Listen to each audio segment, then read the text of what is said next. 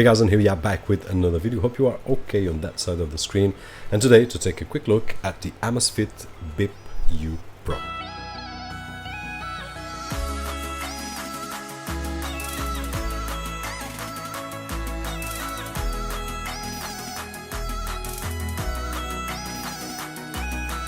And we are back. And before we begin, there are two versions of the Amazfit Bip U, which is the Pro version, which is the one that I've got right over here, and the Bip U regular version. There is a price difference. I will leave a link down below so that you guys can check it out. Depending on if you are going to use one of the three differences that are between them, it might be worth it, or it might be worth it to save a little bit more money and instead of the Pro, getting the normal version. And before we start talking about the Amazfit Bip U Pro, the differences are that the Pro version has a GPS, so you can use it without taking your phone, and the GPS, I'll give you feedback, but in conclusion, at the beginning, it works really well, especially compared to other more expensive smartwatches. It also has a microphone built in, and the other difference is that it has a sensor, a geomagnetic sensor. So these are the three differences between the Bip U normal version and the Bip U Pro. So if you are going to use GPS, which is in my particular case the most important feature, then I would definitely go for the Bip U Pro. Now this watch is really interesting, or this smartwatch is really interesting, especially when we compare the price to quality, which in my opinion is more than balanced. It has a really nice screen, 1.43 inches with 31 grams, a 320 by 320 pixels screen. We may have around 50 watch faces to download and choose from, and in terms of sports, which I will give you my feedback in just a few moments, it will grab, or it can be used in more than 60 sports, which is great in my opinion. Besides having the GPS, it also is waterproof up to 50 meters, so if you do any kind of water sports, great. I'm constantly inside water, and at this moment I'm doing another sport, which is kitesurf. I started this summer, so I'm a really beginner, but I will show you one of the exercises that I save using this watch, and it's really nice. It also has the oxygen level measurement as SPO, and we can also measure our sleep as usual. Heart rate sensor, also the stress monitor, possibility to connect with Alexa, so you can just ask Alexa to do something, and if you have Alexa, it will do, you know how it works. So these are the main features of the watch. I do believe, once again, that in terms of feedback, and if I do a pre-conclusion right over here, I would say that this smartwatch is great for those that are thinking about getting a smart band but want something a little bit better with GPS built in and so on and so forth, while not paying much more than that. Then I would believe that this is a great choice. Now if you ask me, okay Robert, which one do you use?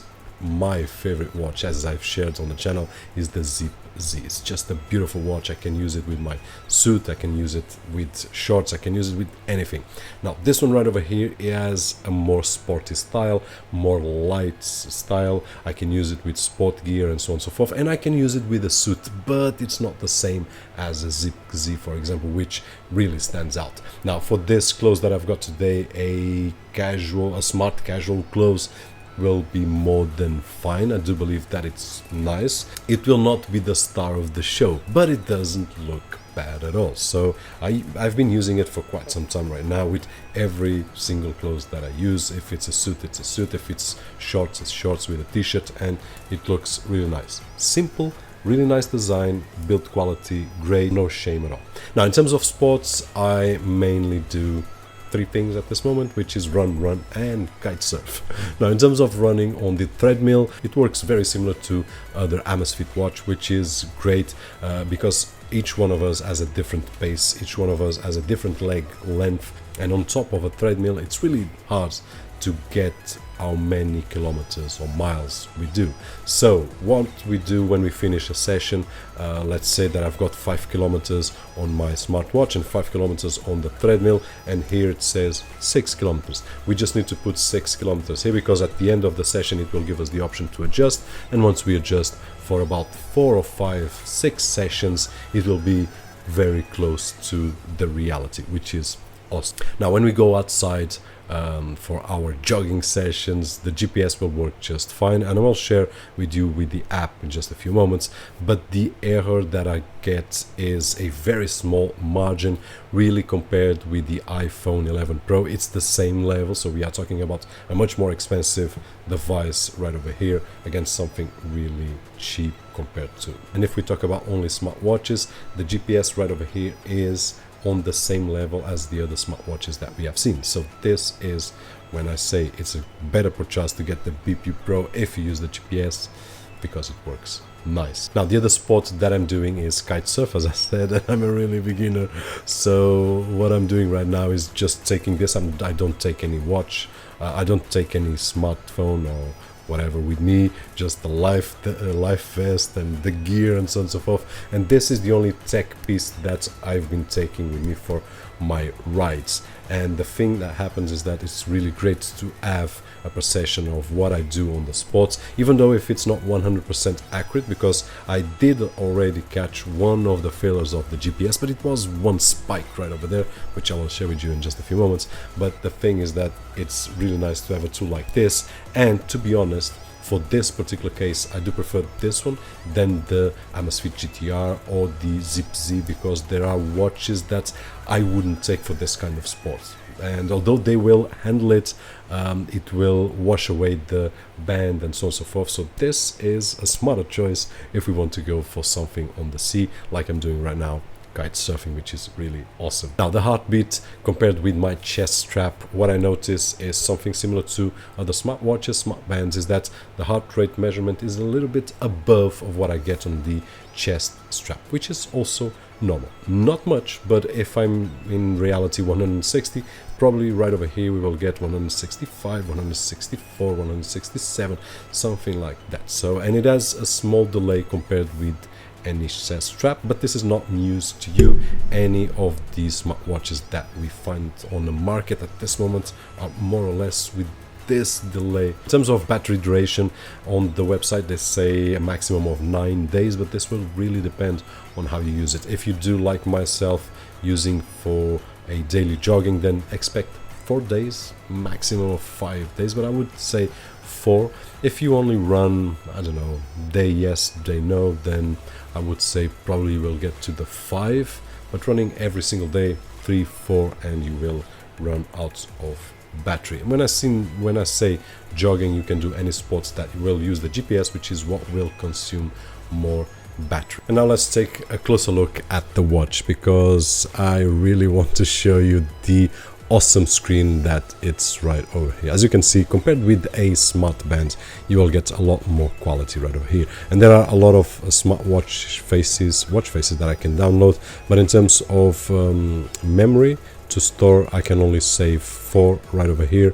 Then I will need to one side downloads, there will be one that will disappear.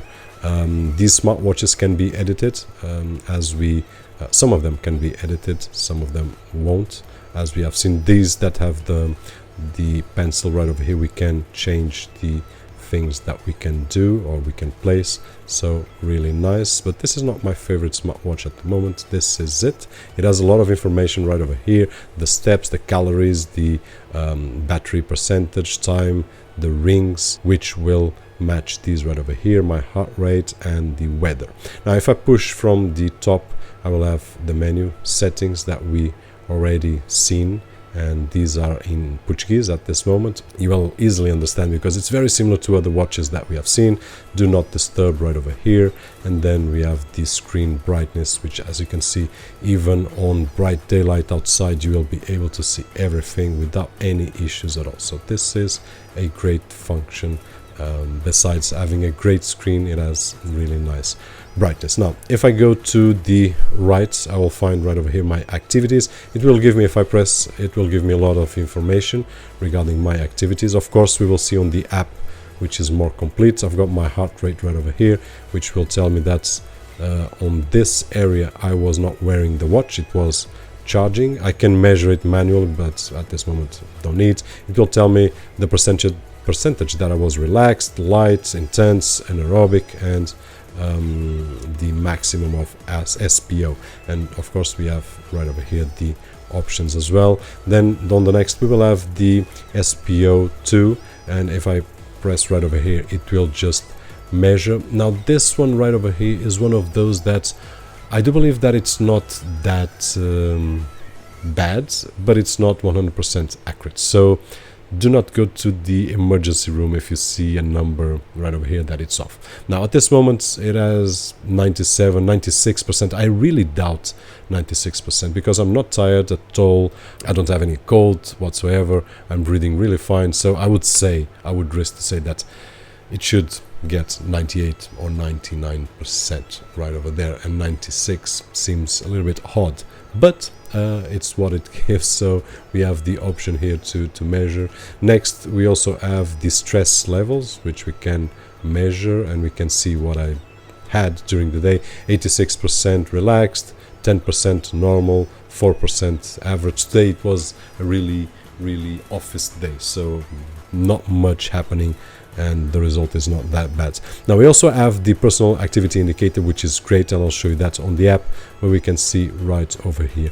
Usually I've got a value which is superior, usually 200 and something, which I will show you on the app, but on the last few days, actually on the last few weeks to be more precise, I had an injury on my back which I'm still recovering, and I cannot jog the way that I usually do. So at this moment kitesurf is a bit stopped, jogging is a bit stopped, so just have this in mind. It's not laziness.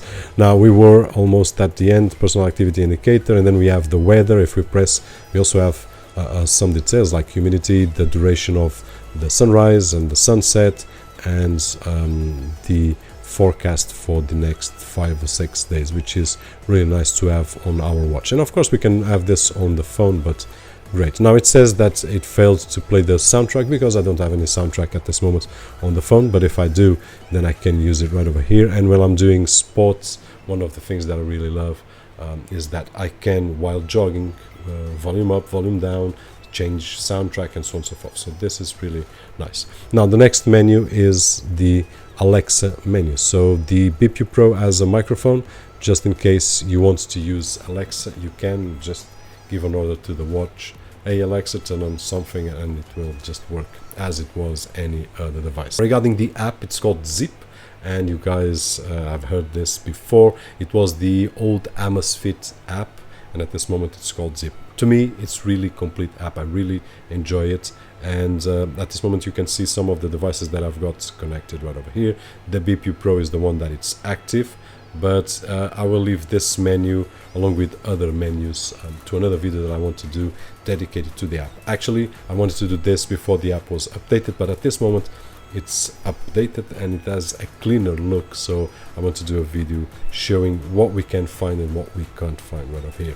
But in terms of the personal activity indicator, I was telling you that my values usually are higher, and if I go back to, as you can see, a lot of days stopped and so on and so forth, but if I go back to right over here, you can see that this is my regular usage, 200 and something, 260s, 270s. So they state that above 100 it's healthy, so 260 is a great value for me. 115 or what I've got right over here is not bad, but it's not what I usually do. But this is really nice. It's a nice touch on the app. And then we have the sleep right over here. It says that I've slept for 6 hours and 3 minutes.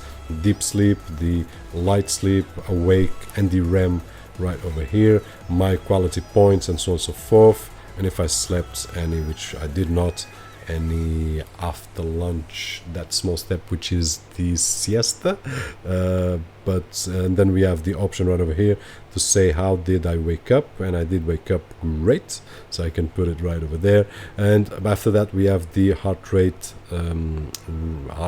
sensor, which I have configured to be working 24/7, so it's always measuring. This is something that will deplete the battery faster, of course, but as you can see, it has all the details right over here, and we can go back on these days and see, for example, right over here I was doing some sport, which I've got a spike right over there, and so on and so forth. So here on the heart rate sensor, then we have the stress level, the SPO2, which is saying that I've got 96%, which is I really doubt that, but it's a possibility. My weight, the weight, by the way, it grabs the weight from the Apple Health, and if you have an Android, it will grab from the Android system. Now, in my particular case, besides having the Apple Health with this data, which will grab the info from the scale to the scale app, Apple Health will grab that info, and then Zip will grab that info from the Apple Health and just put here my weight. So it works really nice. Now IMC, I need to lose a few weights. Now right over here I can show you one of the kite sessions that I had. Now here I can see a failure on the GPS. I did not do this. I do remember that I did not cross this main area right over here, which is the navigation area, and I'm a really beginner. I'm a duck on water, so I don't get near this area because it's a little bit dangerous. And here was one of the failures, but it's really nice that I can use one device here. It did work really nicely. I do believe that all these areas right over here, I was in them, some of them faster, some of them slower, but I was.